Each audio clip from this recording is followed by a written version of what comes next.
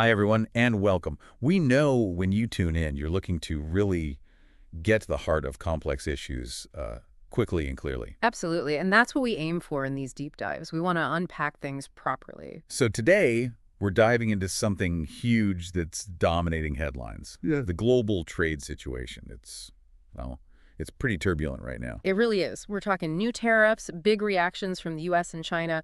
It's a lot to take in. Exactly. And we're going to approach this using the kind of rigorous analysis inspired by folks like Jean Futol, focusing on solid criteria, interpretation, common sense, and real reflection. That's the framework. Our sources today range from news reports to some pretty deep expert analysis. Okay, so our mission for this deep dive is basically threefold. First, figure out the immediate impact of these trade moves. Second, what are the potential long-term consequences? For the global economy, I mean. Right. And third, what are the different viewpoints? What does it all actually mean for the future? Sounds like a plan. Where should we start? Well, this idea that popped up in one of the sources, Negocios TV, I think, was pretty stark. Are we looking at the start of a totally new world order here? Triggered by Trump's tariffs, essentially a trade war. It's a heavy question, and there's real uncertainty about China's next move, right? Do they genuinely think they can come out on top in this? That's the million-dollar question. The concern is, are we ditching globalization for protectionism?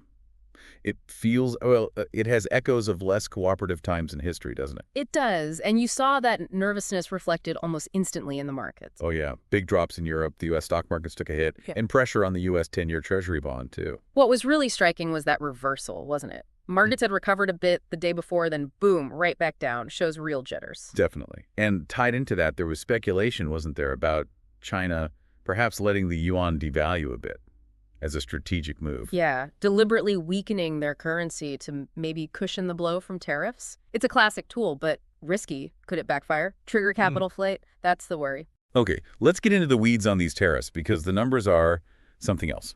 Both Negocios TV and Alan Barroso clips mentioned a U.S. tariff of 104% on Chinese goods. 104%, yeah. I mean, that effectively slams the door shut on trade, doesn't it? Pretty much.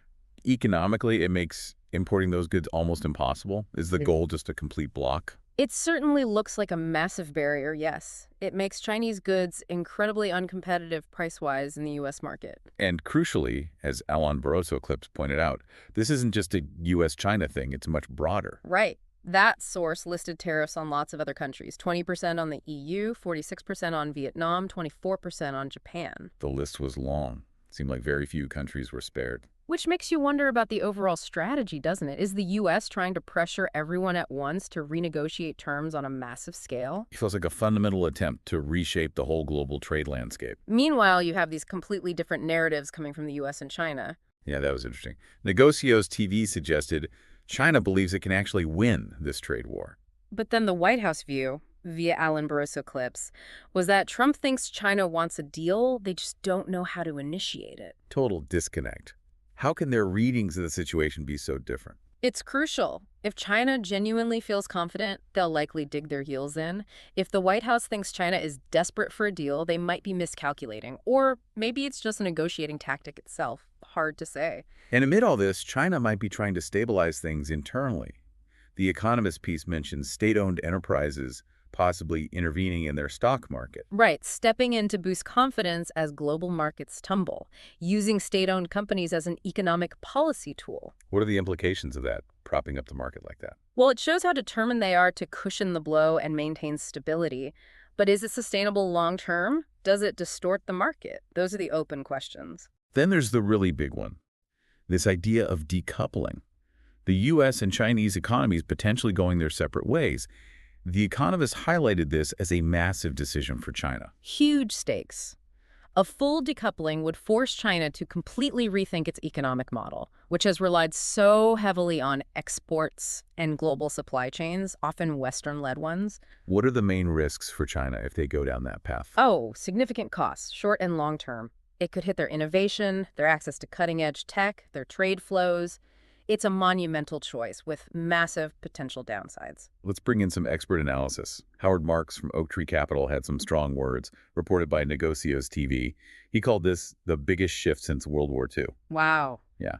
the end of the era of deliberate economic integration, globalization as we knew it. That's a profound statement. Marx has that macro-historical perspective. He pointed out the benefits the U.S. got from globalization, like cheaper goods. Right. And warned that abandoning it could bring negative consequences, including inflation, which we're already seeing signs of, arguably. He also stressed that investors need a major rethink. The world they knew has fundamentally changed, in his view. He even predicted a potential further market drop, maybe 15%. That's quite sobering. It really is. And it forces that question for investors. How do you adapt your strategy in this more volatile, uncertain world? He even floated gold as an alternative, didn't he? If the dollar's reserve status comes under pressure. Yeah, the traditional safe haven asset. It's a sign of how fundamentally shaken some assumptions are becoming. Then there was Ignacio Garcia Valdecasas, also on Negocios TV. He saw Trump's moves, what he called the Moran Doctrine, as calculated. Calculated how? Aimed squarely at reducing U.S. trade and budget deficits, even if it meant accepting higher inflation and market volatility as the price. So the Moran Doctrine, according to Valdecasas, is basically this aggressive unilateral approach using tariffs as a hammer to force better deals for the U.S., a break from multilateralism. Exactly. But Valdecasas was skeptical about the EU fully jumping on board with isolating China. Why is that? Because China is just too deeply woven into global supply chains. He warned that a full decoupling would be a global catastrophe. That makes sense. The economic ties between the EU and China are immense. European businesses have huge interests there. A sudden break would hurt everyone involved, given how interconnected things are. To make that point really concrete, the LDRio.es podcast used the iPhone as an example, a perfect microcosm of globalization. Oh yeah, the supply chain for an iPhone is mind-boggling. Lithium from Australia or South America, cobalt from the DRC, tantalum from Brazil, components crisscrossing the globe before assembly, often in China. It shows just how optimized, but also how potentially vulnerable these complex global systems are to trade shocks like tariffs. They add cost and uncertainty into this finely tuned machine. And the potential price impact on the iPhone in the U.S., they estimated maybe a 43% increase. Pushing the price over $2,300. Wow. Yeah, a huge jump for a consumer product. Which raises the question, what does Apple do? Right. Do they pass that entire cost onto U.S. consumers? Absorb some of it and hit their margins, try to shift production, which is a massive undertaking. It's a political decision as much as an economic one for a company like Apple. And it's not just iPhones, is it? No, not at all. Laptops, cars, anything with complex electronics or international manufacturing, it's going to ripple through countless consumer goods. We're likely talking widespread price increases, hitting people's purchasing power. That could definitely impact consumption and overall economic growth. So shifting gears a bit to the political reactions. Alan Barroso Clips mentions Spanish Prime Minister Sánchez's trip to Asia, Vietnam, and China. And apparently China sees Spain as potentially being at the vanguard in the EU, exploring alternatives to the U.S. relationship during this uncertainty. Interesting.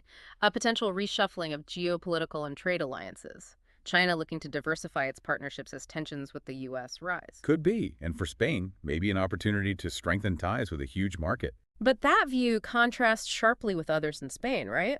Like the Vox Party, who apparently favor negotiating primarily with the U.S. and are very critical of China. Exactly. It highlights how these global events create divisions and different opinions, even within individual countries. Yeah. Makes formulating a coherent foreign policy tricky. Definitely. These internal disagreements reflect the complex interests at play. Finally, Valdecasas brought up some broader geopolitical points. He suggested these trade disruptions initiated by the U.S. might actually be indirectly helping Russia. How so? By distracting U.S. attention and resources away from the conflict in Ukraine, making it harder for Washington to maintain focus there. That's a fascinating, if worrying, connection. The idea that U.S. bandwidth is limited and trade fights could give other actors like Russia more breathing room. Perhaps time for Putin to consolidate or push for negotiations on his terms. Valdecasas even suggested another potential side effect. The trade tensions might divert attention from possible U.S. military action against Iran. It just underscores how interconnected everything is. Trade policy isn't just about economics. It has ripple effects across the entire geopolitical landscape. So, to wrap up, what we've seen is a major escalation in global trade tensions, widespread tariffs impacting many countries, deep uncertainty about the future of globalization itself, And a whole spectrum of reactions and potential consequences, both economic and geopolitical. It's incredibly complex with lots of conflicting interpretations. Absolutely. The decisions made now in the coming months and years are going to shape the world economy and international relations for a long time. Feels like a pivotal moment. A moment of real uncertainty for sure, but also potentially one where new opportunities arise for those who can adapt. So a final thought for everyone listening, building on that Howard Marks idea about a fundamental shift away from globalization. If this really is happening, what long-held economic assumptions might you need to re-examine in your own understanding of the world? Yeah, what bedrock ideas about how the global economy works might need rethinking? It's worth considering the broader implications beyond just the trade numbers. Definitely something to mull over. It seems questioning those assumptions is more important than ever right now. It certainly is. Staying open-minded to the possibility of deep, lasting changes in the international economic order feels essential.